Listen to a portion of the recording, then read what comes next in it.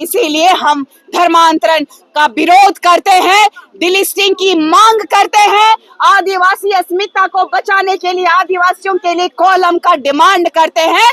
और ये आवाज ये सिर्फ और सिर्फ एक मुंडन के माध्यम से इस राज्य को नहीं, केंद्र की सरकार को चिताने का काम हमने किया है। अगर हमारी बातें नहीं सुनी जाएंगी तो दूसरा हिड़मा से मुकाबला करने के लिए केंद्र की सरकार भी तैयार रहे। ये आदिवासी बेटी की चेतावनी है आपको, चाहे राज्य सरकार हो चाहे केंद्र की सरकार हो। नए अवतार में चूंकि मैंने कहा था कि धर्मांतरण नहीं रुका, अगर आदिवासी अस्मिता पे लगातार ठेस पहुंचाया जाएगा तो ऐसा उलगुलान होगा, ऐसा जवाब दिया जाएगा कि आप जो वर्तमान की सरकार है, चाहे राज्य सरकार चाहे केंद्र की सरकार है, शर्मसार होगी। लेकिन मुझे पूरा यकीन के साथ मैं कहना चाहती हूँ कि इस राज्य की सरकार जो आदिवासी बेटियों के साथ जिस तरीके से गाली गलौज का प्रकरण शुरू हुआ और जिस देश में महिलाओं का सम्मान किया जाता है, वहां इस राज्य में महिलाओं का अपमान किया जा रहा है।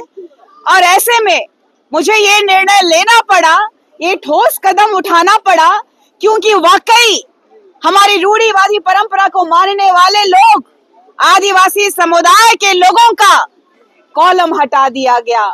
हमारी अस्मिता पे लगातार प्रहार किया जा रहा है अंग्रेजों के द्वारा, जो भारत देश में ईसाई धर्म का प्रचार प्रसार जोर शोर से हुआ। लेकिन हमारे झारखंड राज्य में मिशनरियों का मिशन लगातार, आप देखिएगा कि चंगाई के माध्यम से कभी किसी का पैर टूट जाता है तो वो चलने लगता है, कान में अगर सुनाई नहीं देता है तो वो सुनने लगता है, आंखें नहीं दिखती तो देखने लगता है। ऐसे अंधविश्वास के माध्यम से मिशनरियों के मिशन को यहाँ के चर्च के दलालों के माध्यम से हमारे समाज को लगातार हानि पहुंचाई जा रही है और लगातार हमारे आरक्षणों का दुरुपयोग इन धर्मांतरित ईसाइयों के द्वारा किया जा रहा है। इस भारत देश में सभी धर्मों को मानने की आजादी है,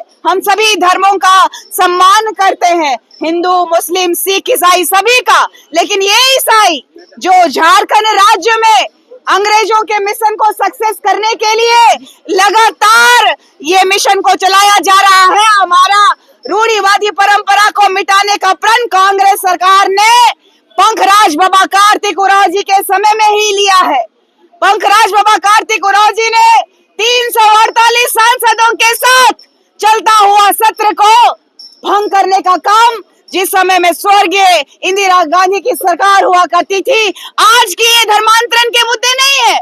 लगातार हमारे पुरखों ने इस झारखंड राज्य में हो रहे धर्मांतरण के खिलाफ आवाज उठाई, लेकिन सत्ता में बैठे आदिवासियों के दलाल प्रवृत्ति के लोग, जिन पे विश्वास किया हमारी जनता ने, जनता के लिए जनता के द्वारा चुनी गई सरकार ने हमेशा हमें ठगने का काम किया है। और इस राज्य के मुखिया जो हेमंत बाबू, उनके पिताजी भी इस राज्य के पूर्व सीएम के रूप में हमारे झारखंड में उन्होंने शासन किया, लेकिन आज तक हमारे गांव में सड़कें नहीं पहुंच पाई, बिजली नहीं पहुंच पाया है, हमारे यहाँ अच्छा स्वच्छ पानी पीने के लिए नहीं है। और आज ये सरकार ढकोसलाबाजी कर रही है, हमारे बच्चों को वृद्धा देखा जाए तो क्या बोलते हैं इसको, छात्रवृत्ति नहीं मिल रही है, हमारा जो वृद्धा लोग हैं उनको वृद्धा पेंशन नहीं मिल रहा है, यहाँ विकास का सभी काम ठप हो गया है जस्ट बिकॉज ऑफ इन लोगों का मैया समान योजना। और ये लोग समाज को भूल चुके हैं। ये सरकार आदिवासी बेटा होने के बावजूद एक भी आंदोलन किए बिना अपने बाप के दम पे राज करने वाला ये झारखंडियों का दर्द को महसूस नहीं कर सकता है। इसीलिए हमने इतना बड़ा फैसला लेने का निर्णय किया कि ये आदिवासी के नाम पे कलंक है। ये झारखंड सरकार जो है 81 विधानसभा सीटों में 28 विधानसभा सीट हमारे लिए आरक्षित होने के बावजूद 10 धर्मांतरित विधायकों के दबाव में ये सरकार चल रही है। 10 धर्मांतरित ईसाई मिशनरियों के मिशन को सक्सेस करने में कामयाब रहे हैं, इसीलिए ये सरकार ईसाई और कसाई की सरकार है। ये हमारी आस्था पे लगातार खिलवाड़ करते रही है, ये हमारे पे प्रश्न चिन्ह लगातार उठाते रही है। आदिवासियों को इस सरकार में सिर्फ और सिर्फ नक्सल बोल करके मारा गया है। इसका जीता जागता प्रमाण सूर्य नारायण हांसदा, जो इसको फर्जी एनकाउंटर में मार दिया गया, और इस राज्य के सीएम के सबसे बड़े सपोर्टर और सबसे बड़े विश्वासी और इस झारखंड को दलाली में ढकेलने वाला पंकज मिश्रा का नाम आता है, जो कि ईडी भी आज 1500 करोड़ का जो गबन में आज उस पे जांच जो बैठाई है, सीबीआई जो जांच हो रही है।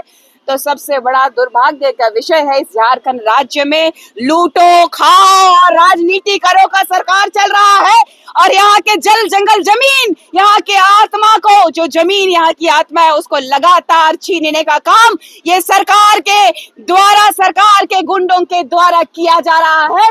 इसीलिए हम धर्मांतरण का विरोध करते हैं, डिलिस्टिंग की मांग करते हैं, आदिवासी अस्मिता को बचाने के लिए, आदिवासियों के लिए कॉलम का डिमांड करते हैं।